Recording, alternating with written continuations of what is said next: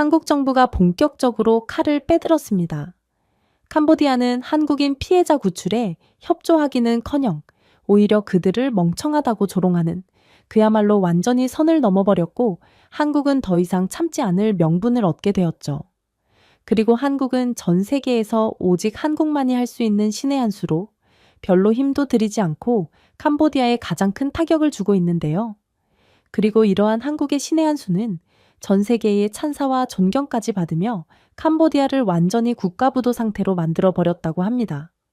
보통 강대국이 개발도상국에 압박을 가할 때는 국제적인 제재를 받기 마련인데 도대체 어떻게 한국만큼은 전 세계의 열렬한 지지를 받으며 캄보디아를 완전히 위기에 빠뜨릴 수 있었던 것일까요?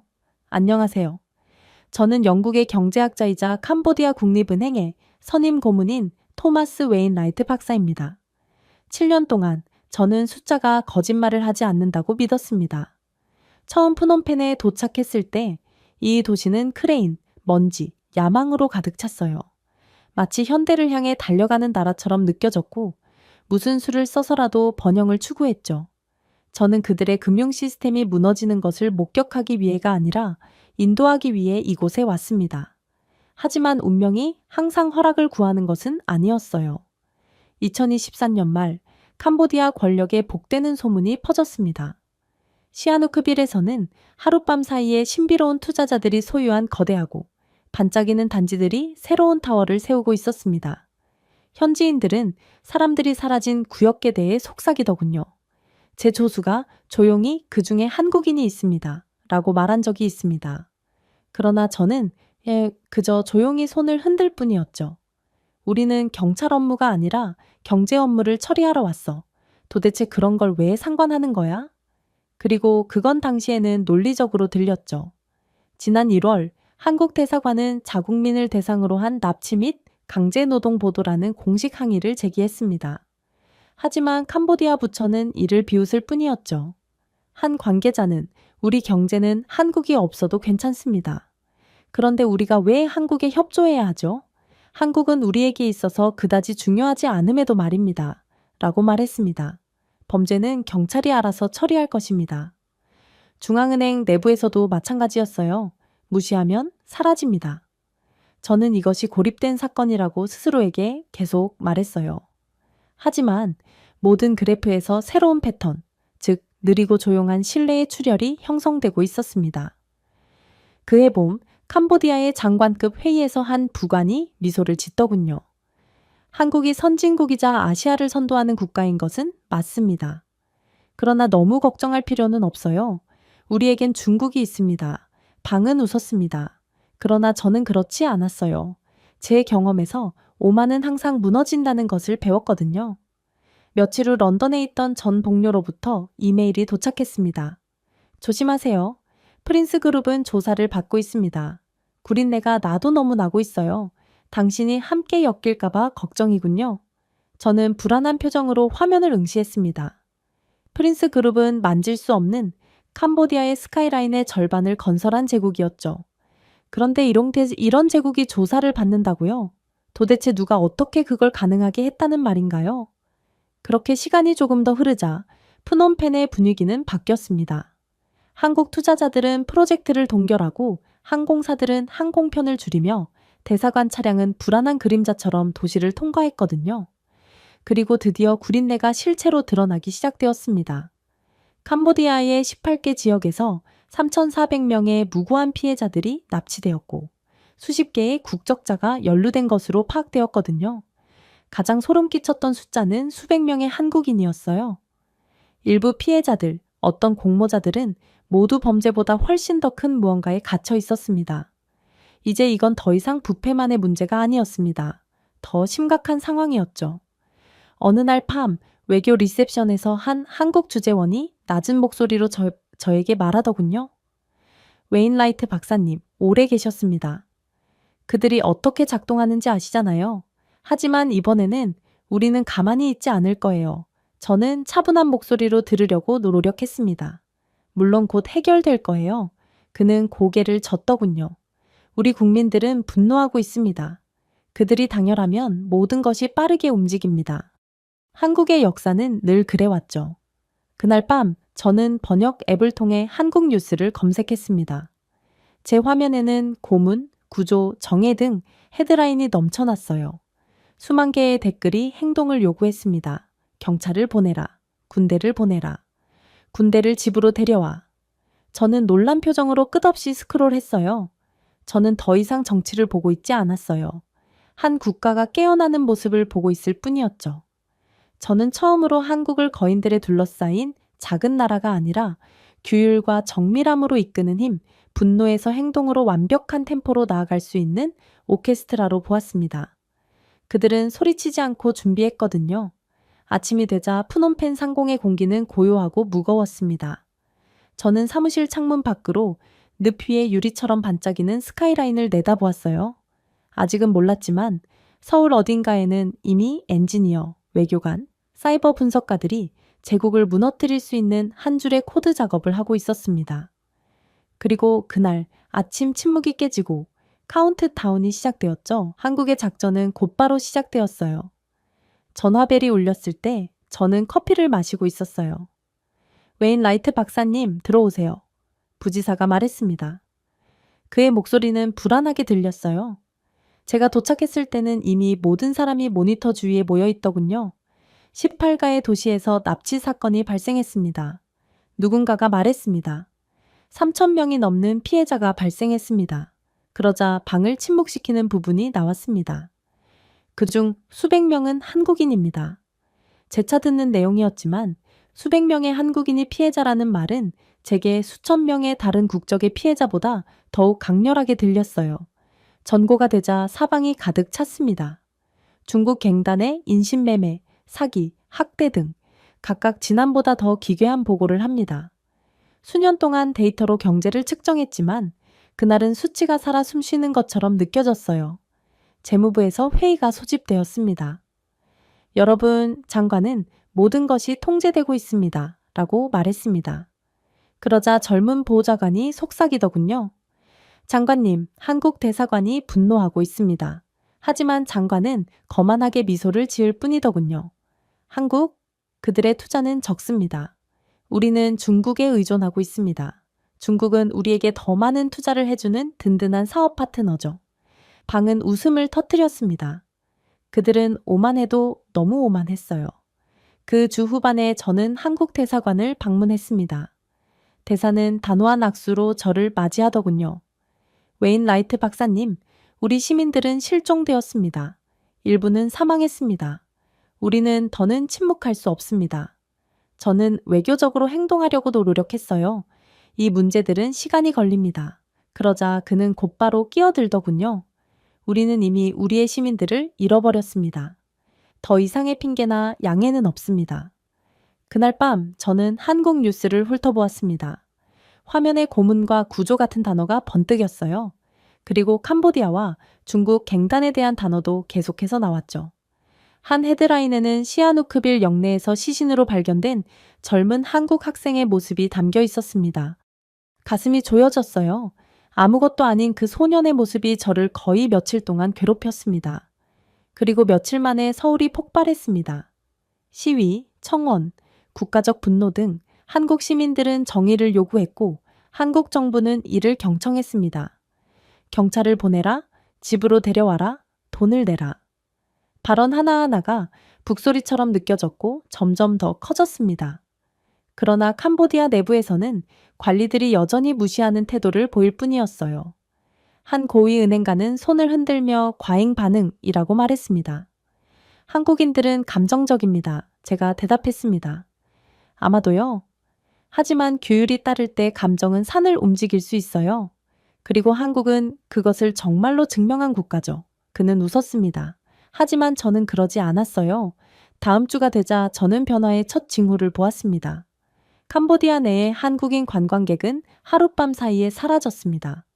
호텔은 텅 비어 있었고 항공사는 취소를 보고했으며 건설 프로젝트는 중단되었습니다. 한국인들은 정말로 국민 대통합의 노력으로 캄보디아를 벌하기 시작했던 거였죠. 캄보디아 장관은 일시적인 공황이라고 말했습니다. 하지만 그는 제가 하는 일, 즉 조직적인 침묵과 의도적인 후퇴를 보지 못했습니다. 한국은 소리친 것이 아니라 조용히 체계적으로 올가미를 조이고 있었거든요. 컨퍼런스 콜 중 런던의 한 동료가 제게 서울의 분위기는 어떤가요? 라고 묻더군요. 저는 한국은 그들의 힘을 보여주기 위해 집중하고 있어요. 놀랍게도 그들은 화 한 번 내지 않고 냉철하고 철저하게 준비하고 있어요. 라고 대답했습니다. 그 말은 허공에 떠 있었어요. 준비는 정밀함을 의미했습니다. 그리고 제 경험상은 정밀함은 치명적이라는 것을 알고 있었죠. 어느 날 저녁, 고위 관리가 농담을 던졌습니다. 한국이 보이콧으로 우리를 겁줄 수 있다고 생각하나요? 저는 그를 바라보며 말했습니다. 그들은 당신을 겁줄 필요가 없어요. 그들은 더 이상 신경 쓰지 않기만 하면 돼요. 그는 이해하지 못한 채 찡그렸습니다. 하지만 이미 빈 항공편, 얼어붙은 투자, 슬픔에서 전략으로 바뀌는 헤드라인 등의 징후가 있었어요. 돌이켜보면 이건 캄보디아가 되돌릴 수 없는 선을 넘은 순간이었습니다. 캄보디아 정부가 진작에 한국의 유감을 표하고 한국인 피해자들을 구하는 데 진심으로 노력했다면 어쩌면 한국은 이 정도 조치까지는 취하지 않았겠죠. 하지만 캄보디아는 한국의 침묵을 항복으로 착각했습니다. 그러나 한국의 침묵은 약점이 아니라 경고일 뿐이었어요. 그리고 캄보디아 정부가 깨달았을 때 이미 카운트다운이 시작되었습니다. 한국의 본격적인 방역은 이메일 한 통으로 시작되었습니다. 조심하세요. 라고 적혀 있더군요. 영국 재무부가 본격적으로 프린스 그룹을 조사하고 있습니다. 영국 재무부의 전 동료인 엘리너 프레시 보낸 메일이었습니다. 처음에는 런던은 항상 누군가를 보고 있었어요. 하지만 그녀의 답장은 빨랐습니다. 토마스, 제 생각에는 캄보디아에서 어서 빠져나오는 게 좋겠어요. 뭔가 움직이고 있어요. 강력한 무언가가 말입니다. 그 문장은 밤새도록 저에게 남아 있었습니다. 다음날 아침, 프놈펜은 시장, 오토바이, 씹을 만큼 두꺼운 열기 등 정상적인 모습을 보였습니다. 하지만 중앙은행 내부는 긴장된 분위기였어요.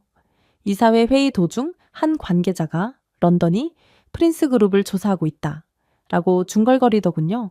주지사는 눈살을 찌푸렸습니다. 말도 안 돼요. 프린스 그룹은 우리의 기반이에요. 그들이 없었다면 캄보디아 경제도 없어요. 그랬습니다. 범죄의 중심이 있는 프린스 그룹은 캄보디아 GDP의 50%를 차지할 만큼 캄보디아 정부는 중국의 범죄 수익에 전적으로 의존하고 있었어요. 그래서 이들은 중국 갱단의 범죄를 모른 척 눈 감아주고 있었고 한국의 항의도 전부 무시해버렸던 거였죠. 그래서 저는 부드럽게 말했습니다. 확인해 봐야 할지도 몰라요. 영국은 정말로 그들을 조사하고 있을 가능성이 큽니다. 어쩌면 캄보디아는 이제 범죄 수익에 의존하는 행위 따위는 그만둬야 할지도 모르죠. 더 늦게 전에 말입니다. 그러나 그가 저를 차단했습니다. 박사님, 그들이 캄보디아의 스카이라인을 만들었어요. 의심하지 마세요. 중국에 검은 돈이 없다면 캄보디아 발전도 없습니다. 방은 조용해졌습니다.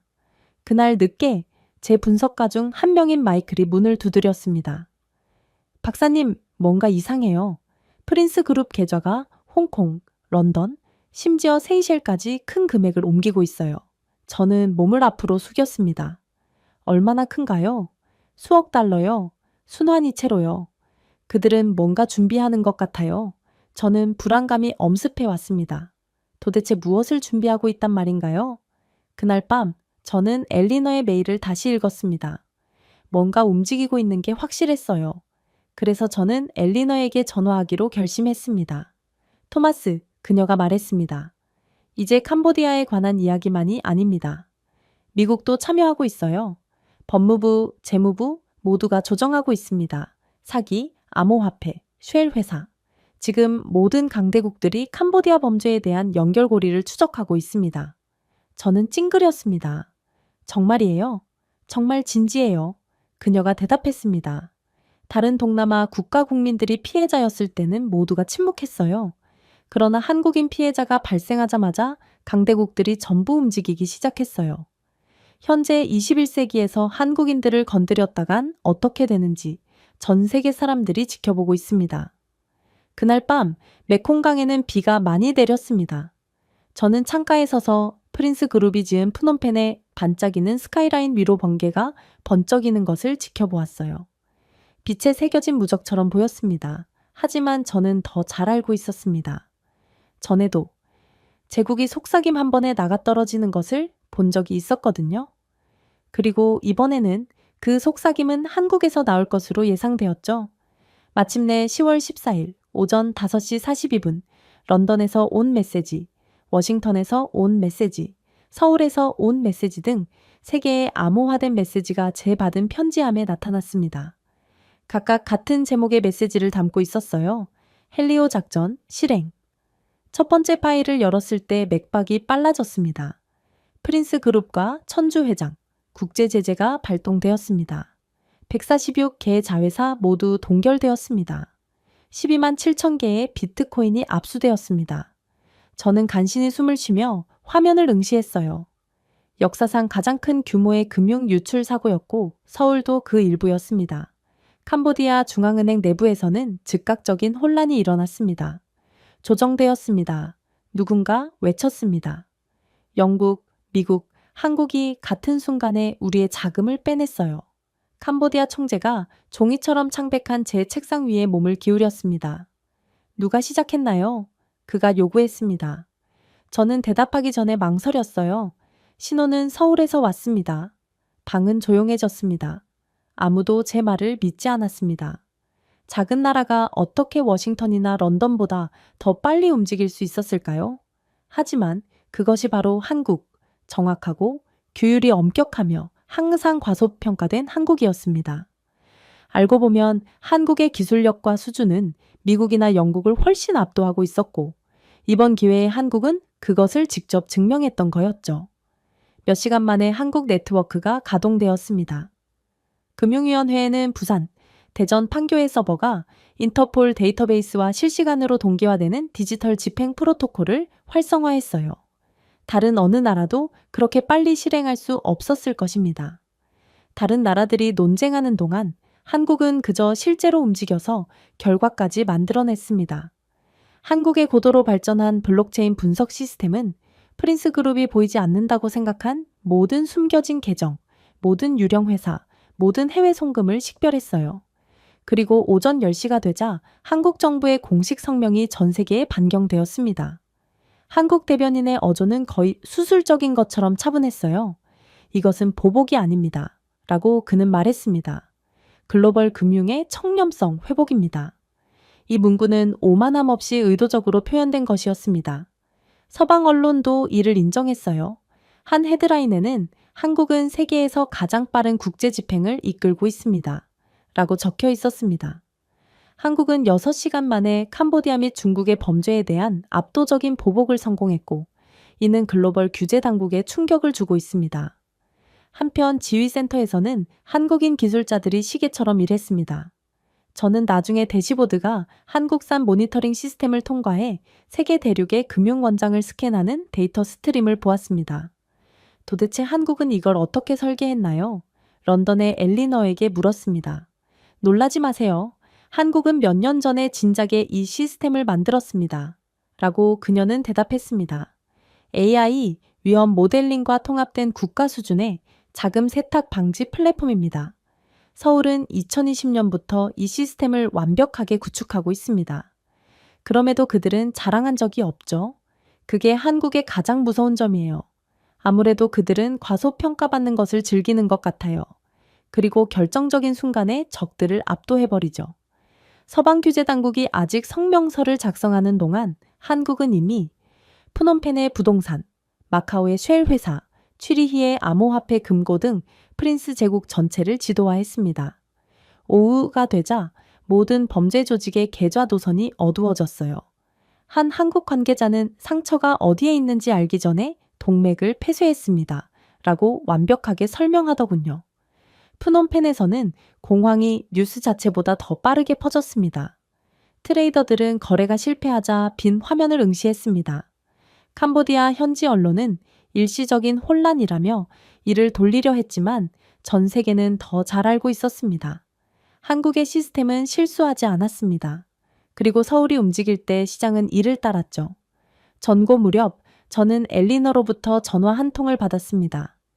토마스, 그녀가 말했습니다. 런던 재무부는 한국의 리더십을 비공개로 인정하고 싶어 합니다. 한국은 몇 분 안에 중국 갱단의 모든 서버 노드를 조정했어요. 이건 전례가 없는 일이죠. 런던은 몇 주 걸렸을 거예요. 저는 24시였습니다. 프린스 그룹은 어떻게 되었죠? 완전히 갇혔어요. 그녀가 간단히 말했습니다. 모든 계정, 모든 재산이 동결되었어요. 범죄의 한 가운데에 있는 프린스 그룹의 범죄 수익은 그대로 압류당하게 되겠죠. 한국의 휘파람 한 번에 말이죠. 그날 저녁 캄보디아의 모든 바와 공항 라운지에서는 글로벌 금융 뉴스가 흘러나왔습니다. 한 앵커는 이를 가장 잘 요약했죠. 미국은 권한을, 영국은 정보를 제공했지만 한국은 실행을 제공했다. 지금도 저는 캄보디아 은행 내부의 좌절의 소리, 즉 서버가 고장나는 소리, 권력이 영구적이라고 생각하는 부패 권력들의 조용한 불신을 기억합니다. 한국은 24시간도 채 되지 않아 부패를 기반으로 한 제국을 완전히 무너뜨렸고 마지막 타격은 초강대국이 아니라 한때 반도체를 건설했다가 이제는 더 강한 것을 건설한 국가인 신뢰에서 비롯되었습니다. 하지만 한국은 여기서 멈출 생각이 없어 보였어요. 저는 나중에서야 그들은 더욱 소름 돋는 계획을 갖고 있다는 것을 알게 되거든요. 10월 18일이 되자 프놈펜은 자유 낙하 상태에 빠졌습니다. 은행은 문을 닫았고 ATM은 비어 있었으며 천주 제국의 프린스 그룹은 죽어가고 있었습니다. 국제 송금은 동결되고 유동성은 사라졌어요. 저는 데이터를 흘끗 보았습니다. 이건 제재가 아니에요. 라고 중얼거렸습니다. 이건 금융폭탄이에요. 48시간 만에 캄보디아의 외환 보유고는 거의 90% 감소했습니다. 한편 캄보디아 중앙은행에서는 공황이 들불처럼 번졌습니다. 우리는 하룻밤 사이에 24억 달러의 자산을 잃었습니다. 한 부총재가 외쳤습니다. 싱가포르도 신용 한도를 줄였습니다. 총재가 저를 향해 돌아섰어요. 어떻게 한국이 이런 일을 할 수 있죠? 저는 한국은 당신이 돈을 계속 사용할 수 있는 시스템 그 자체를 구축한 국가이기 때문입니다. 그러니까 애초에 당신은 한국의 선을 넘으면 안 됐던 거였어요. 라고 대답했습니다. 혼란이 방을 휩쓸었습니다. 컴플라이언스 엔진, 블록체인 모니터, AI 추적 코드 등 이건 모두 한국 것이에요. 그들은 모든 것을 구축했죠. 한국은 어디에나 있는 셈입니다. 그러니 도망칠 수 없는 것이죠. 라고 저는 추가적으로 말했습니다. 그리고 이제 그들은 당신에게 등을 돌렸습니다. 이게 어떤 결과를 초래할지는 당신이 더 잘 알겠죠. 한국은 총알을 발사하지 않았습니다. 그저 무기화된 정밀도를 가지고 있을 뿐이었죠. 정보가 되자 서울의 발표는 시장에 충격을 주었습니다. 캄보디아에 대한 추가 보이콧 검토 중이었습니다. 이제 프린스 그룹과 거래하는 모든 기업은 전 세계적으로 블랙리스트에 오를 것이라는 메시지는 분명했습니다. 결국 한국의 발표 6시간 만에 캄보디아의 1000개가 넘는 쉘 기업이 사라지고 39개의 건설 프로젝트가 동결되었으며 취리히에서 홍콩으로 향하는 26개의 해외 계좌가 잠겼습니다. 그리고 한국의 주요 파트너들은 서둘러 이를 준수했어요. 한국의 시스템은 위협하지 않고 실행에 옮겼고 그대로 모든 것을 계획대로 해낸 셈이었죠. 태국과 베트남 언론이 폭발했습니다. 한국 사이버 부대가 먼저 움직입니다. 프놈펜에서 서울에 보이지 않는 작전. 소문은 사실과 크게 다르지 않았습니다. 서울의 AI 기반 모니터링 프로토콜인 이지스9은 아시아 전역의 불법 거래를 실시간으로 추적하고 있었어요. 사람이 입력할 수 있는 속도보다 더 빠르게 돈을 추적할 수 있었습니다. 한편 캄보디아 내에서 중국이 운영하는 범죄 네트워크가 붕괴되었습니다. 베이징의 플랫폼 아래 구축된 캄보디아의 결제 서버는 오프라인 상태였습니다. 1200개 이상의 계정이 동결되었고 36억 달러의 더러운 자금이 하룻밤 사이에 사라졌습니다. 공항은 시아누크비를 휩쓸었어요. 한국의 압박에 위기를 느낀 범죄자 수백 명이 도주하여 고급 자동차와 데이터 센터를 그대로 버려둔 채 꽁무니를 뺐습니다. 한때 갱단이 돈을 지불했던 현지 경찰도 이젠 총을 안쪽으로 돌려 그들을 먹여 살린 바로 그 중국 갱단들을 체포했습니다. 자신들이라도 살고 보자 이거였죠. 그야말로 한국의 작전은 천재적이었던 거였죠. 한국 언론은 이를 디지털 봉쇄라고 불렀습니다. 서구 분석가들은 이를 예측 불가능한 공격이라고 불렀죠. 어느 쪽이든 효과가 있었습니다.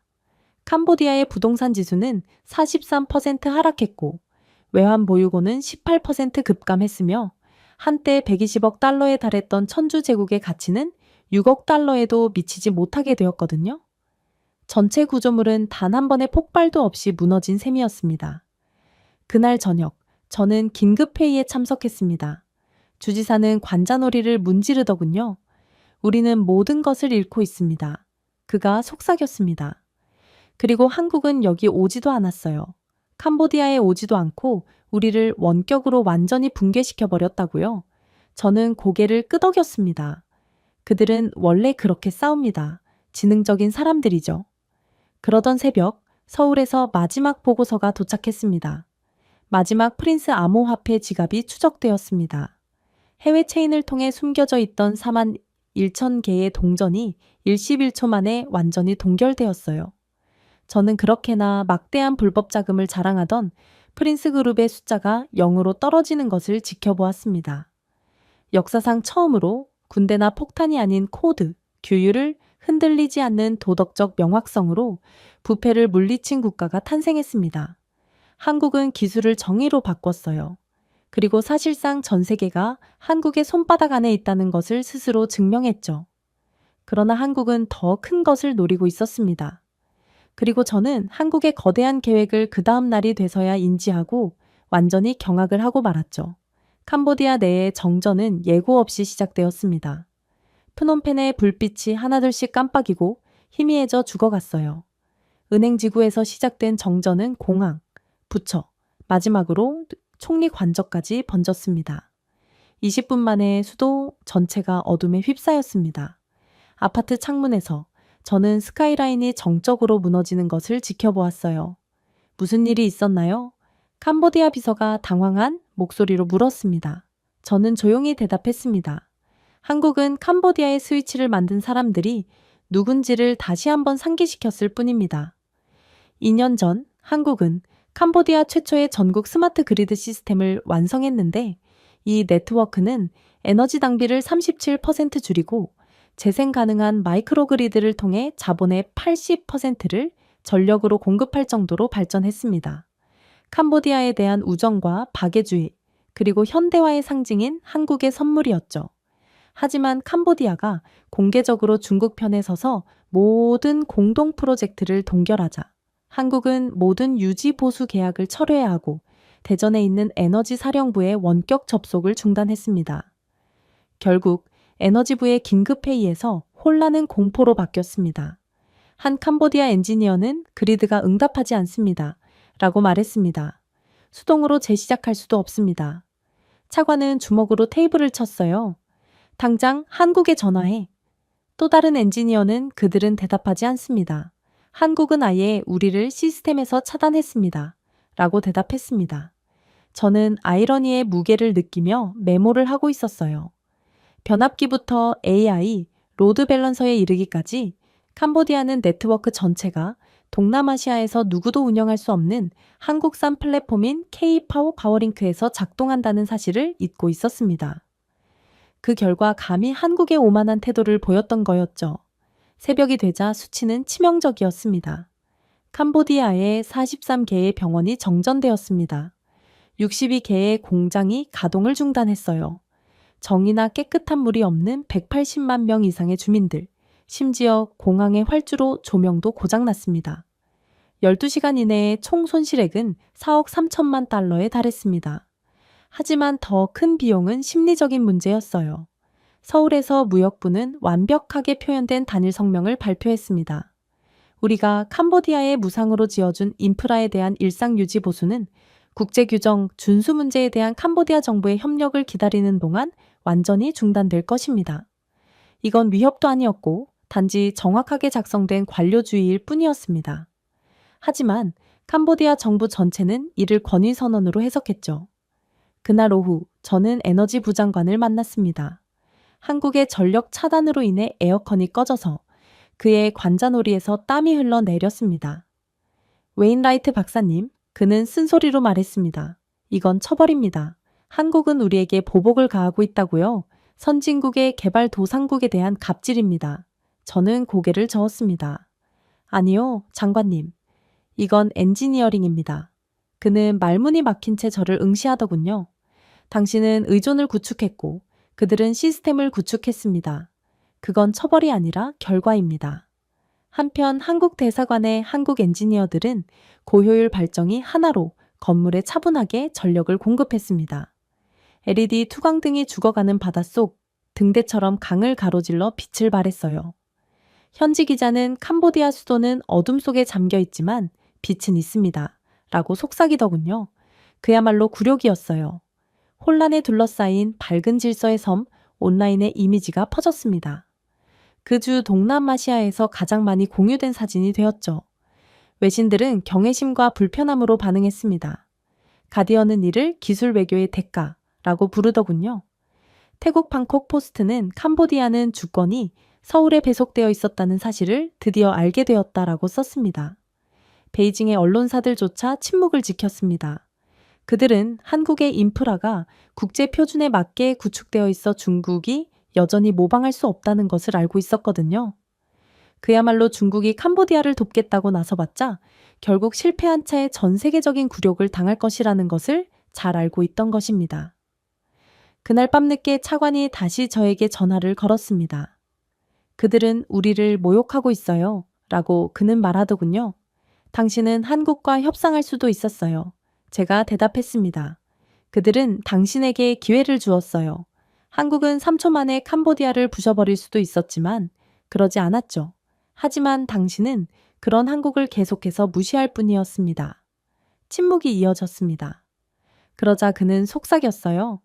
불이 돌아올 때까지 얼마나 남았죠? 저는 강 건너 빛나는 한국 대사관을 바라보았습니다. 서울이 결정하면 불은 들어옵니다. 그러나 지금 납치되어 있는 한국인 피해자들을 전부 한국으로 보내줘야 하겠죠. 지금 당장 말입니다. 저는 부드럽게 말했습니다. 캄보디아의 도시는 며칠 동안 어두웠습니다. 병원들은 발전기를 배급했고 교통신호는 실패했으며 열대성 더위로 인해 시장은 망가졌어요. 그리고 캄보디아가 살아있는 생지옥으로 변했을 때 서울에서 정책 조정 시 기술 지원 가능이라는 암호화된 메시지가 도착했습니다. 그리고 캄보디아 장관은 이제야 자신들이 협상을 가리고 말고의 처지에 있지 않다는 것을 완벽하게 인지하게 되었죠. 하지만 그는 기회를 또다시 걷어차 버렸습니다. 그는 어찌됐든 중국이 도와줄 수 있을 것이라면서 고통받는 캄보디아 시민들의 절규를 그대로 무시해 버렸거든요. 그리고 이러한 캄보디아 정부의 공식적인 입장에 한국은 눈도 깜빡하지 않고 또다시 카드를 하나 꺼내들었어요. 그건 건조한 파이프 소리로 시작되었습니다. 처음에는 아무도 눈치채는 못했어요. 하지만 12시간 만에 수도 전체가 조용해졌습니다. 수도꼭지가 쌕쌕거리고 화장실이 물을 내리지 않으며 분수가 중류에서 말라버렸습니다. 일시적입니다. 공공사업부 장관이 이마에서 땀을 닦으며 말하더군요. 펌프가 곧 재가동될 것입니다. 하지만 펌프는 절대로 작동하지 않았습니다. 다음 날 아침 저는 긴급회의에 참석했습니다. 수십 명의 엔지니어들이 테이블 주변에서 논쟁을 벌였어요. 제어 시스템이 응답하지 않습니다. 한 엔지니어가 외쳤습니다. 모든 메인 펌프는 한국산입니다. 또 다른 엔지니어는 소프트웨어가 잠겼어요. 조작 패널에 액세스할 수 없습니다. 라고 덧붙였습니다. 방은 조용해졌어요. 모두가 그 의미를 알고 있었습니다. 캄보디아는 거의 10년 동안 펌프, 역과, 플랜트, 스마트 압력 그리드 등 캄보디아의 물 인프라 전체를 서울의 선물인 K메콩 물 관리 프로젝트로 설계하고 운영해 왔습니다. 캄보디아는 전국의 74%의 깨끗한 물을 공급하고 매일 320만 톤을 처리했습니다. 그런데 캄보디아와의 관계가 악화되자 한국은 부산에 있는 클라우드 서버를 통한 유지 보수 접속을 일시 중단해버렸어요. 이건 위협한 것이 아니라 그동안 베풀어 주던 것을 도로 가져가기만 했을 뿐입니다.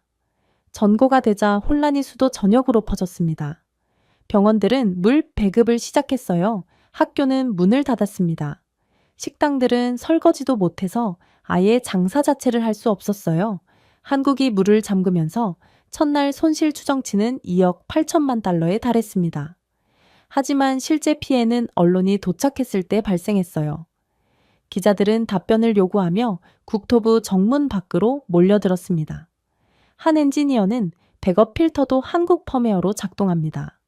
그들의 암호화 키 없이는 이를 무시할 수 없습니다. 라고 속삭이더군요. 오후 2시 한국 환경부는 성명을 발표했습니다. 캄보디아의 보안 위험과 주최 당국의 비협조로 인해 프로젝트 운영이 일시적으로 중단되었습니다. 분노도 사과도 없었습니다. 침착한 정확성. 몇 시간 만에 전 세계 헤드라인인 한국 메콩강 프로젝트 중단이 장악되었죠. 그날 저녁 공공사업부 장관이 복도에서 저를 발견했습니다. 그의 목소리는 떨리고 있더군요. 한국은 우리를 모욕하고 있어요. 수도를 완전히 끊어버렸다고요. 이건 비인권적입니다. 저는 그를 바라보며 부드럽게 말했습니다. 아니요, 장관님. 당신이 한국의 말을 끊은 날이 기억나지 않나요? 그때 당신은 이미 선을 넘어버린 것입니다. 그는 턱을 꽉 쥐었습니다. 우리가 직접 고칠 수 없나요? 어쩌면 한국의 수도 인프라는 것만 그럴듯하지 단순한 시스템일 것입니다. 저는 희미하게 미소를 지었습니다. 한국인 로그인 없이는 패널을 열 수조차 없어요. 한편 한국 9호 컨보 트럭이 프놈펜 외곽으로 굴러 들어가기 시작했습니다. 그들은 의도는 계약서를 전달하는 것이 아니라 생수를 배달하는 것이었습니다. K물 9호대라고 표시된 조끼를 입은 자원봉사자들이 시민들에게 직접 물품을 나눠주었죠. 한국은 잘못은 캄보디아 정부가 한 것이고 시민들은 아무런 죄가 없다는 것을 잘 알고 있었기 때문입니다. 결과는 참혹했어요. 캄보디아 정부는 자국 수도에서조차 무력해 보였고 한국은 자비롭고 흔들리지 않는 모습이었거든요. 캄보디아 시민들조차 자국 정부보다 한국의 존경을 표했을 정도니 국민들의 지지조차 못 받는 캄보디아 정부의 참담함은 이루 말할 수가 없었죠. 외신들은 이를 인도주의적 지배라고 표현했습니다. CNN은 서울의 시스템을 깨끗하고 의도적으로 절단된 기술적 탯줄에 비유하더군요. 서구 분석가들조차 이 지역의 어느 나라도 한국의 정수 기술을 대체할 수 없다라고 인정했습니다. 단순한 엔지니어링이 아니라 정밀 외교였죠. 얼마 후 기온이 섭씨 38도까지 치솟았습니다. 시장에서는 시민 불안이 시작되었어요. 사람들은 빈 양동이를 들고 다니며 물을 외쳤습니다. 그럴 때 한국이 나서 그들에게 생수를 나눠줬죠. 한국 트럭이 이 보급품을 나눠주는 사진은 캄보디아에서 매우 유명해졌고 민심은 하룻밤 사이에 바뀌었습니다. 절망에 빠진 캄보디아 정부는 한국에 인프라 복구를 호소하는 서한을 보냈습니다. 한국은 한 줄로 완전한 투명성과 파트너십을 준수한다면 운영을 재개하겠다라고 답했습니다. 아무도 그 의미를 오해하지 않았어요. 한국인 피해자들을 지금 당장 서울로 돌려보내라는 거였죠. 이쯤 되자 캄보디아 총리는 입술이 바싹 말랐어요. 그리고 이는 중국에 대한 절박한 요청으로 이어졌죠. 얼굴이 창백하고 목소리가 떨린 캄보디아 외무장관은 도움을 요청했습니다. 한국이 철수하고 있습니다. 라고 그는 말했습니다. 우리는 즉시 중국의 지원이 필요합니다. 다른 한편으로는 침묵이 이어졌어요. 마침내 중국 외교관은 차가운 어조로 대답했거든요. 우리는 한국의 운영에 간섭할 수 없습니다. 그들이 지금 컨소시엄을 이끌고 있습니다. 전화기를 내려놓으며 장관의 손이 떨렸습니다. 캄보디아는 자칭 후견인인 중국조차도 한국에 감히 도전하지 않을 것이라는 사실을 처음으로 깨달았습니다. 다음 날 저는 상무부에서 열린 내각 회의에 참석했습니다. 분위기는 숨이 막혔어요. 한 관계자는 한국의 철수란 무엇을 의미하나요? 라고 물었습니다. 또 다른 관계자는 인쇄된 메모에서 큰 소리로 읽었죠. 한화 인프라텍, 현대건설, K-워터 컨소시엄을 포함한 모든 한국 인프라 기업이 즉시 운영과 자산 이전을 중단했습니다. 그 수치는 엄청났습니다. 캄보디아 전역에서 진행 중이던 12개의 대형 인프라 프로젝트가 중단되었습니다. 5개의 수력 발전소가 폐쇄되었고 4개의 산업 단지가 건설 중에 얼어붙었습니다. 총 손실액은 87억 달러가 넘는 상황이었어요. 산업부 장관이 테이블을 내리쳤습니다. 우리는 그들 없이는 살아남을 수 없습니다. 그의 대리인이 조용히 대답했죠. 우리가 직접 그들에게 떠나라고 말했습니다, 장관님. 이건 한국의 잘못이 아니에요. 그 한 문장은 판결처럼 공중에 떠 있었습니다. 한국의 철수는 시끄럽지 않았고 정밀했어요. 한국 기업의 건설 크레인은 이동 중 멈췄습니다. 물류 허브의 전원이 꺼졌죠. 서울에 본사를 둔 모니터링 AI가 제어하는 스마트 공장 시스템은 원격으로 비활성화되었습니다. 몇 시간 만에 한때 활기를 띠던 한국 기업 공장의 조립 라인은 조용해졌습니다. 다음 날 아침 시아누크빌의 22,000명의 근로자가 집으로 돌려보냈습니다. 한국 기업들이 죄다 공장을 멈추고 돌아가면서 이들은 한순간에 실업자가 되었거든요. 한 감독관은 기자들에게 기계가 움직이지 않습니다. 라고 말했습니다. 그러나 우리의 힘으로는 기계를 움직일 수도 없어요. 기계 시스템은 서울에 의해 비밀번호로 잠겼거든요. 한국의 정확성에는 악의가 없었고 결과만 있었습니다. 심지어 일본과 유럽 투자자들조차 현재 글로벌 미디어에서 코리아 스탠다드라고 부르는 것에 얽히는 위험을 감수하지 않으려 했어요. 괜히 한국에 반하는 짓을 하다가 한국에 밉보일 필요가 없다는 판단이었죠. 심지어 한국이 움직인 곳에서는 다른 투자자들도 뒤따랐습니다. 저는 사무실 창문을 통해 외국인 엔지니어들이 호송차를 타고 떠나고 공장이 문을 닫고 포트 크레인이 공중에 얼어붙는 모습을 지켜보았습니다. 캄보디아 보좌관이 제 옆에서 한숨을 내쉬더군요. 한국은 작아야 했어요. 실제로 작은 나라잖아요. 그런데 어떻게 한국은 거대한 국가들보다 더욱 압도적인 모습을 보일 수가 있는 건가요? 그가 중얼거렸습니다. 저는 그에게 돌아서서 대답했습니다. 작다고 약하다는 뜻은 아니에요. 그건 더욱 효율적이라는 뜻이죠. 그걸 너무 늦게 깨달으셨네요. 한편 캄보디아의 경제 붕괴는 가속화되었습니다. 시멘트 수출은 61% 감소했습니다. 에너지 생산량은 35% 급감했죠. 외국인 직접 투자는 10년 만에 처음으로 0%로 떨어졌습니다. 세계은행의 긴급 보고서에 따르면 캄보디아의 GDP는 12.4% 감소할 것으로 예상되며 이는 일반적으로 전시 경제에 사용되는 수치였습니다. 캄보디아는 지금 당장 전쟁을 치르더라도 이 정도 경제 괴멸까지는 이르지 못한다는 뜻이었어요. 그럼에도 기자회견에서 캄보디아 총리는 자신감 있는 목소리를 내려고 노력했습니다. 우리는 우리 손으로 재건할 것입니다. 한국은 필요 없어요. 라고 선언했습니다. 하지만 정전으로 인해 마이크가 연설 도중 또다시 차단되었습니다. 기묘한 상황이었죠. 한국이 필요 없다면서 캄보디아는 한국 없이는 총리가 연설 하나조차 제대로 못했거든요. 밖에서는 시위대가 대한민국에 사과하라 라고 외쳤습니다. 많은 시위대가 그들이 우리에게 빛을 주었다. 그들을 데려와라 라고 적힌 팻말을 들고 있었어요. 한때 서울을 주니어 파트너가로 부보모 톰토로 치부했던 캄보디아는 이제 서울의 귀환을 애원했습니다. 그리고 그날 저녁 저는 싱가포르의 한 경제학자로부터 이메일을 받았습니다. 중국의 산업은행들조차 캄보디아에 대한 대출을 중단했습니다. 한국의 도덕적 권위는 너무 강합니다. 이제 우리 편은 없어요. 저는 깜짝 놀라며 선을 응시했습니다. 한국의 영향력은 더 이상 지역적인 것이 아니라 거의 중력적인 것이었어요. 철수하는 행위만으로도 동남아시아의 힘의 지도가 다시 그려진 셈입니다. 중국조차도 한국의 눈치를 슬슬 보며 몸을 웅크렸죠. 그렇게 다음 날 프놈펜은 유령처럼 변했습니다.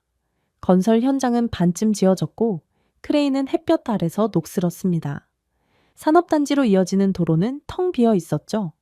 한국 기업들의 31억 달러 규모의 합작 투자로 한때 호황을 누렸던 메콩산업 회랑은 이제 버려진 콘크리트 기둥이 자부심의 묘비처럼 서 있었습니다. 그날 밤 저는 고위 관리를 만났습니다. 웨인라이트 박사님, 그가 조용히 말했습니다. 정말 이렇게 빨리 우리를 마비시킬 수 있는 게 가능한가요? 아무리 우리가 개발도상국이고 한국과는 레벨이 다른 국가라곤 하지만 그래도 캄보디아는 주권을 행사하는 하나의 국가라고요. 제가 대답했죠. 그들은 당신들을 마비시키지 않았어요. 당신들은 그저 유일하게 작동하는 시스템에서 스스로를 분리했을 뿐입니다. 더 쉽게 말해드릴까요? 당신들은 스스로 목숨을 끊은 것입니다. 그는 천천히 숨을 내쉬었습니다. 그럼 이제 어떻게 하죠? 저는 거의 어둠 속에 있는 창문 쪽을 바라보았다. 이제 겸손함을 배우셨나요? 이젠 굴욕을 참는 법을 좀 배우셔야 할 것 같네요. 한국 인질들을 전부 서울로 돌려보내고 한국에 직접 무릎 꿇고 비는 방법밖에 없어요.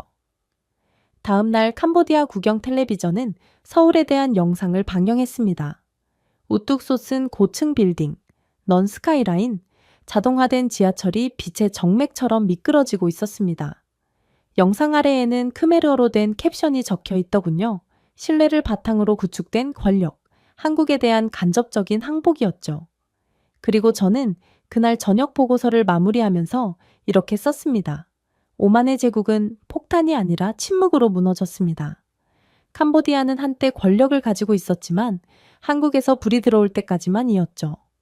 불이 꺼지자 캄보디아의 모든 것은 물거품처럼 사라졌습니다. 그러나 정말로 충격적이었던 점은 따로 있었죠. 아침 9시가 되자 군중들이 캄보디아 뱅크 본사 밖 거리를 가득 메웠습니다. 사람들은 한국이 관계를 끊었다고 속삭이며 인출 전표를 움켜쥐었어요. 몇 분 만에 전화와 무정의를 통해 공포가 퍼졌습니다. 시스템 장애, 은행 붕괴, 첫 번째 공포의 물결이 시작되었습니다. 오전 9시 12분, 저는 중앙은행으로부터 떨리는 전화를 받았어요. 부총재는 인출금이 분당 20억 리엘에 도달하고 있습니다. 라고 말했습니다. 60초마다 50만 달러가 빠져나가고 있단 말입니다. 라고 저는 대답했습니다. 이 속도라면 48시간 안에 파산할 것입니다. 현금 인출 자체도 불가능해질 거예요. 전고가 되자 은행 3개의 지점이 텅 비어 있고 금고가 벗겨졌습니다. 캄보디아 고객들이 잠긴 유리문을 두드리는 동안 경찰은 경계를 서 있었습니다. 재무부 장관은 시스템이 안정적이라고 주장했지만 저는 데이터를 확인했는데 예비금은 인출액의 5%에 불과했어요. 심지어 한국의 금융단절은 모든 국제 결제 경로를 조용히 얼어붙게 만들었습니다. 현재 정말로 국가부도가 나게 생긴 캄보디아를 도와줄 수 있는 방법 자체도 없는 셈이었어요. 물론 도와줄 국가도 없겠지만 말이에요. 한국은 소음도 경고도 없이 한 나라의 생명줄을 두 동강 내버린 거였어요. 이것은 공격이 아닙니다. 라고 저는 위기회의에서 말했습니다. 정밀 수술입니다. 한국은 캄보디아를 완전히 해부했어요. 오후 1시 30분, 캄보디아 뱅크의 CEO는 뜨거운 열기 속에서 기자들과 마주했습니다. 우리 시스템은 일시적인 불안정을 겪고 있습니다. 라고 그는 말을 더듬었습니다. 군중이 폭발했어요. 누군가가 어제도 그렇게 말씀하셨죠? 라고 외쳤습니다. 또 다른 사람은 한국은 캄보디아와의 모든 금융 협력을 종료합니다. 라는 헤드라인을 보여주며 휴대폰을 들어 올렸어요. 안에서 장관들은 베이징으로 누윤을 돌렸습니다. 그러나 중국의 대답은 빠르고 차가웠습니다. 노코멘트. 중국도 한국의 지배력에 이의를 제기하지 않았고 그대로 캄보디아를 버리는 선택을 했던 거였어요. 한 보좌관이 중얼거렸습니다. 저는 조용히 대답했습니다. 제가 말씀드렸죠. 작다고 약하다는 뜻은 아니라고 말이에요. 그건 정확하다는 뜻입니다. 해질녘이 되자 모든 디지털 결제 시스템이 다운되었습니다. 한국의 인증 네트워크가 없었다면 카드도 작동하지 않았고 전신 송금도 이루어지지 않았습니다. 캄보디아 은행 인프라의 72%가 한국산 프레임워크에 구축되어 있었고 이제 한국이 모든 통신을 끊자 캄보디아는 서버가 완전히 어두워졌습니다. 캄보디아의 모든 주유소가 문을 닫고 급여가 동결되었으며 병원에서는 현금만 받기 시작했습니다. 오후 5시 공식 보고서에 처음으로 팽크레언이라는 용어가 등장했습니다. 5시간 만에 120억 달러가 사라졌어요. 결국 아침이 되자 캄보디아 뱅크는 사라졌습니다. 24시간도 채 버티지 못했던 거였죠. 그들의 웹사이트에는 시스템 유지 보수 중이라고 적혀 있었습니다. 하지만 모두가 장례식 공지라는 것을 알고 있었습니다. 이를 본 외국 기업들은 하룻밤 사이에 캄보디아에서 도망쳤어요. 한국, 일본, 유럽 투자자들은 모두 철수하여 절반만 지어진 공장과 크레인을 침묵시켰습니다. 심지어 중국 섬유 소유주들도 한국의 파급 효과에 대한 두려움에 문을 닫았어요. 프놈펜 주가지수는 46% 하락했는데 이는 보통 전시에만 볼 수 있는 폭락이었죠. 그날 밤 싱가포르에 있는 한 동료가 저에게 메시지를 보냈습니다. 총 한 방 쏘지 않고 국가를 무력화시킬 수 있는 국가가 또 어디 있겠어요? 저는 이렇게 대답했습니다. 다른 사람들이 모두 사용하는 시스템을 구축하는 나라만이 가능합니다. 그건 한국이죠. 캄보디아가 아니라 다른 선진국이었어도 결과는 마찬가지였어요. 한국인을 건든 것은, 그리고 건들고도 오만한 태도를 보였던 것은 캄보디아 국가 역사상 최악의 실수였습니다. 자정이 되자 저는 창문 앞에 섰습니다. 스카이라인은 검고 비어 있었고 움직이지 않았어요. 한때 한국을 조롱했던 도시는 이제 촛불로 살아남았습니다. 한국은 공격하지 않았고 단순히 연결이 끊었을 뿐임에도 국가 하나가 완전히 기능을 잃어버렸습니다.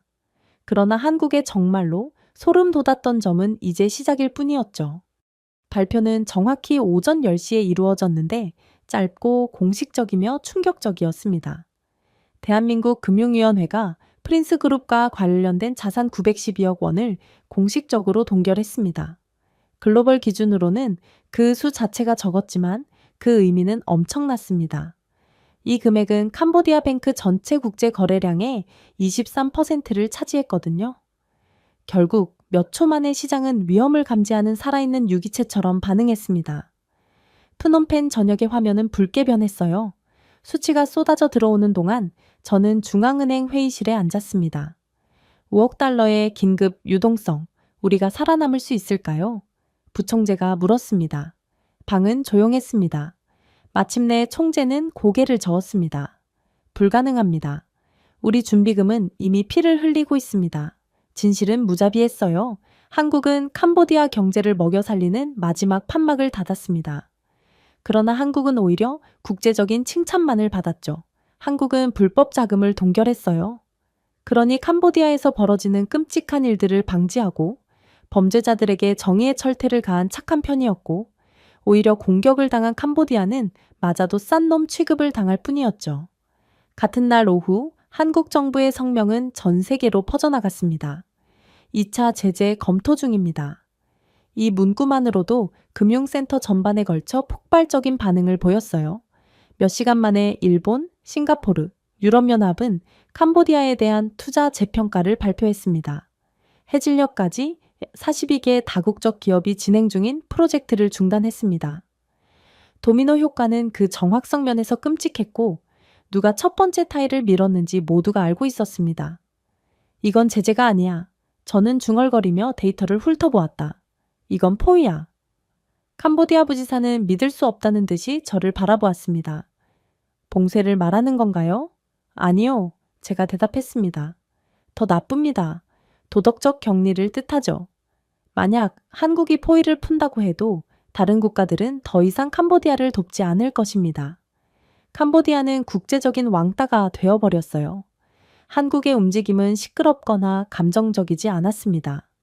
세계 최첨단 경제에 필적하는 규율의 표시인 수학적 조치일 뿐이었죠. 금융 인텔리전스 네트워크는 서울에 구축된 AI 기반 컴플라이언스 그리드를 통해 런던에서 싱가포르까지 실시간 정산 데이터를 연결했습니다. 한국이 새 계좌를 동결했을 때 그건 관료주의로 사라진 것이 아니라 그냥 존재하지 않게 되었어요. 전 세계 관찰자들은 이를 한국형 제재 정밀도 모델이라고 부르기 시작했습니다. 강제가 아니었어요. 매우 정교했죠. 한국은 신뢰성을 무기화하는 법을 배웠습니다. 다른 어떤 나라도 자국의 시스템에 대한 순수한 신뢰를 통해 동맹국을 결집할 수는 없었습니다. 도쿄의 한 기자는 한국이 떠나면 자본이 떠난다 라고 썼습니다. 싱가포르에서는 경제학자들이 이를 아시아에 보이지 않는 방화벽이라고 불렀죠. 미국 재무부도 나중에 유출된 내부 메모에서 다음과 같이 언급했습니다. 한국의 규제 무결성은 글로벌 금융 안정의 새로운 기준을 제시합니다. 캄보디아 내부에서는 패닉이 깊어졌어요.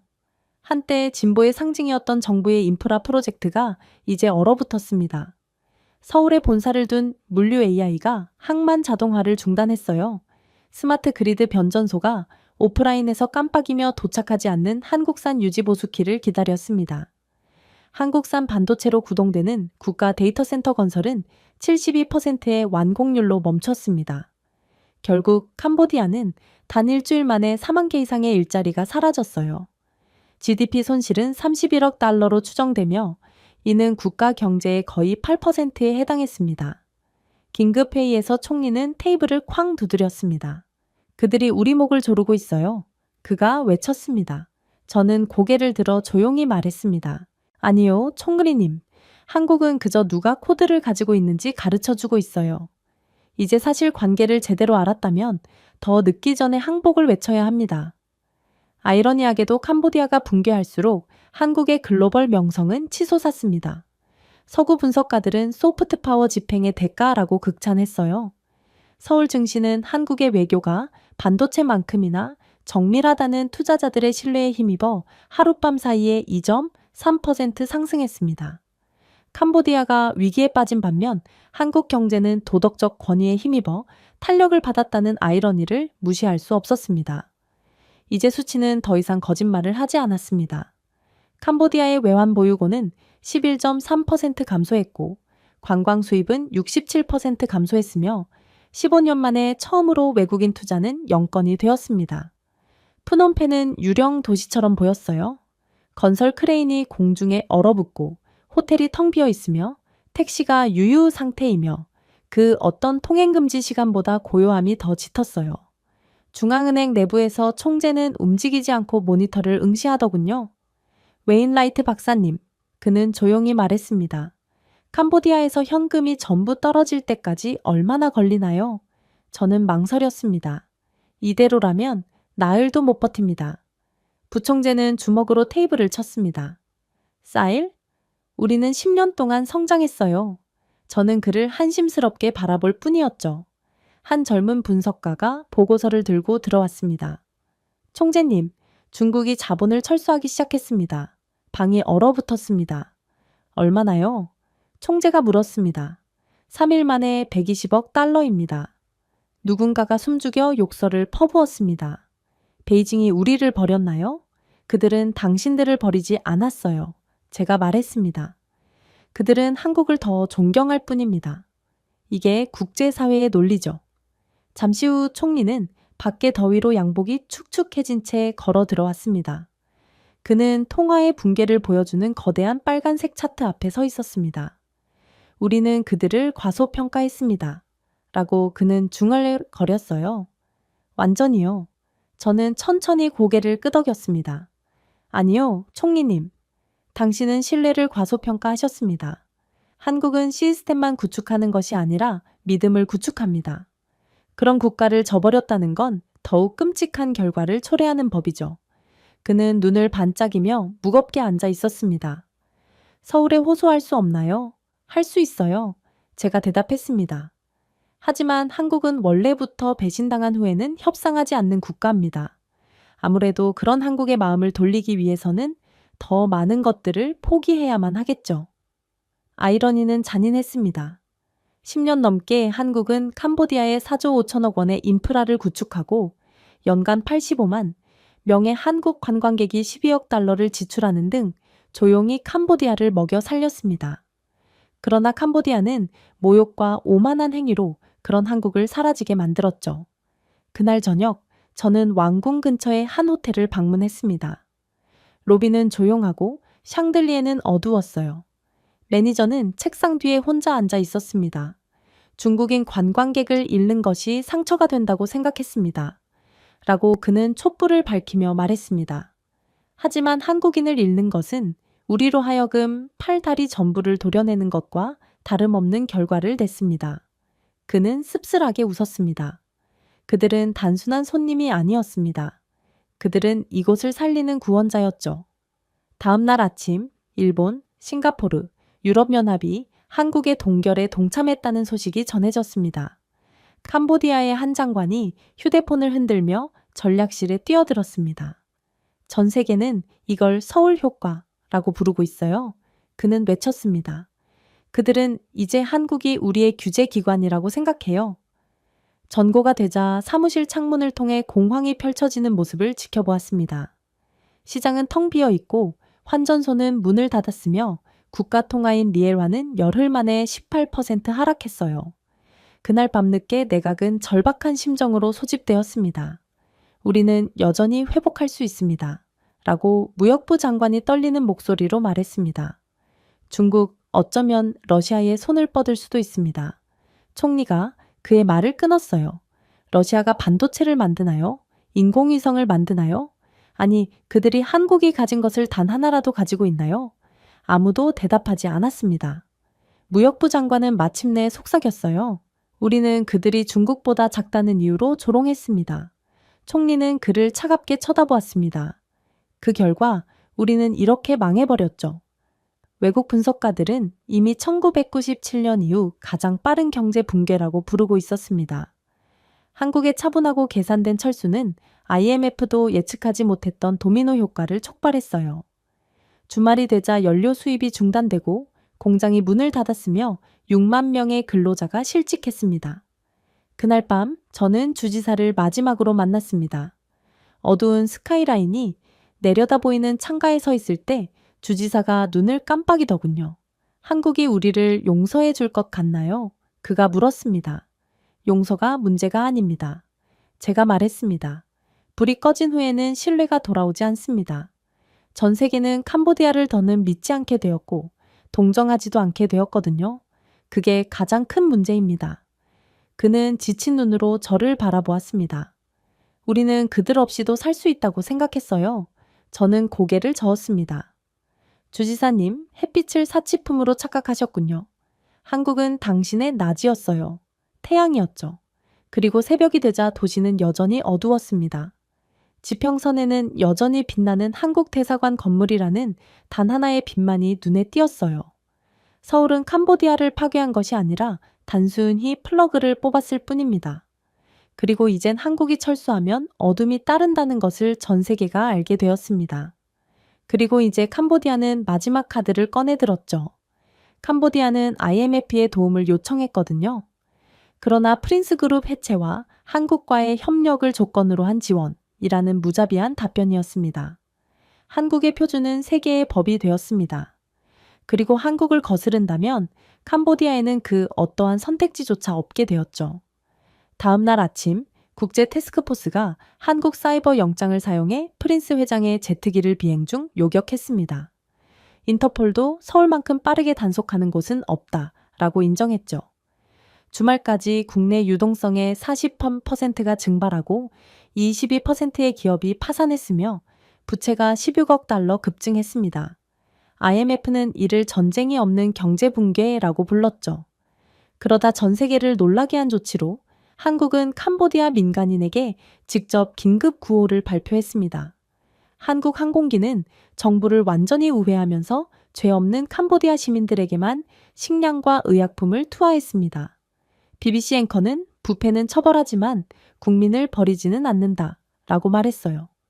그렇게 최종 보고서를 작성할 때 저는 첫 문장 전에 잠시 멈췄습니다. 한국은 단 한 발의 총알도 쏘지 않고 전쟁에서 승리했다 라는 말이 펼쳐지기에는 너무 단순하게 느껴졌습니다. 하지만 그것은 진실이었어요. 폭력이 아닌 신념과 기술, 당열로 싸운 국가의 조용한 승리였죠. 8일, 그게 전부였습니다. 대부분의 미국주보다 작은 나라가 범죄 제국을 해체하고 부패한 정부를 겸손하게 만들며 글로벌 신뢰의 균형을 재설정하는 데 8일이 걸렸습니다. 저는 그간 수년간 지속된 전쟁이 성과를 거두지 못하는 것을 보았어요. 하지만 한국은 그와는 차원이 다른 강력한 국가였죠. 제네바에서 열린 긴급회의에서 전 세계 대표들이 타임라인을 재생했습니다. 프랑스에서 온 한 외교관이 저에게 몸을 기울이더군요. 도대체 한국은 어떻게 한 건가요? 저는 간단히 대답했습니다. 정확하게요. 그리고 자부심을 가지고요. 그것이 한국이 항상 하는 방식이거든요. 한국은 현대전쟁이 더 이상 미사일에 관한 것이 아니라 숙달에 관한 것임을 증명했습니다. 다른 나라들이 폭탄을 발사한 곳에서 한국은 알고리즘을 발사했습니다. 다른 나라들이 군인을 파견한 곳에서 한국은 엔지니어를 파견했죠. 위성 데이터, 금융 AI, 실시간 외교 조정을 결합한 사이버 태스크포스는 지구상에서 가장 발전된 신속 대응 네트워크가 되었습니다. 컨퍼런스의 한 미국 분석가는 그들은 우리가 상상만 했던 것, 즉 누구보다 빠르게 정의를 수호할 수 있는 국가를 건설했습니다. 라고 인정했어요. 그럼에도 불구하고 한국의 힘은 결코 오만에서 비롯된 것이 아니었습니다. 신념에서 비롯된 것이었죠. 잿더미에서 조국을 재건하고 굶주림을 발명품으로 바꾸며 청렴의 가치를 잊지 않은 민족이 있었기에 가능했습니다. 세상이 자신의 자금을 조롱할 때 그들은 효율성을 다듬었습니다. 다른 사람들이 권력을 설파할 때는 정밀함을 실천했어요. 런던에서 이코노미스트는 모든 것을 요약한 헤드라인을 발표했습니다.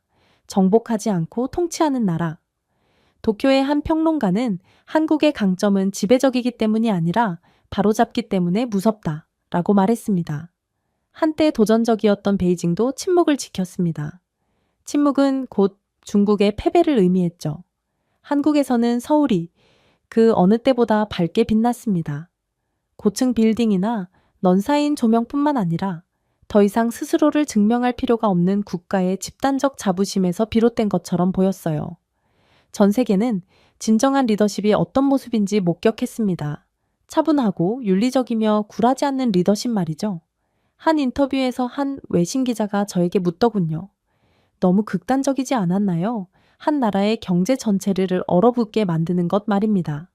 저는 이렇게 대답했어요. 극단적인 것은 아무것도 하지 않으면서 부패가 삶을 파괴하는 것을 지켜보는 것입니다. 한국은 다른 사람들이 그럴 필요가 없도록 행동했습니다. 그것이 교훈이었습니다. 한국은 단순히 국민을 보호한 것이 아니라 세계화된 세계에서 정의의 경계를 재정의했습니다. 청렴은 힘이고 기술은 그 목소리라는 메시지는 간단하면서도 멈출 수 없었죠. 마침내 런던으로 보고서를 보냈을 때 역사가 기억하란 줄로 마무리했습니다. 한국은 알고리즘과 탐욕의 시대에 정의 자체를 설계할 수 있다는 것을 증명했고 그 엔지니어는 바로 한국입니다. 마지막으로 서울을 떠날 때 도시는 끝없이 살아 숨쉬는 제 아래에서 빛났습니다. 소음이나 혼돈이 아니라 목적이었습니다. 고개 숙이기를 거부하고 작은 채로 남기를 거부하며 자신이 누구인지 잊기를 거부하는 민족의 리듬이었죠. 그리고 비행기가 구름 사이로 날아오를 때 저는 속으로 속삭였습니다. 한국은 그냥 이긴 게 아닙니다. 그들은 그 사이에 또다시 진화했어요. 다음 차례는 누가 될까요? 아니, 전 세계는 어떤 미친 국가더라도 절대로 한국인을 건들지는 않을 것입니다. 그럴 수가 없죠. 한국이 그럴 엄두도 못 내도록 직접 스스로를 증명했거든요. 제가 준비해온 내용은 여기까지입니다. 끝까지 시청해 주셔서 진심으로 감사드리며 여러분들의 구독과 좋아요, 알림 설정은 영상 제작에 큰 힘이 됩니다. 이상 세모튜브였습니다.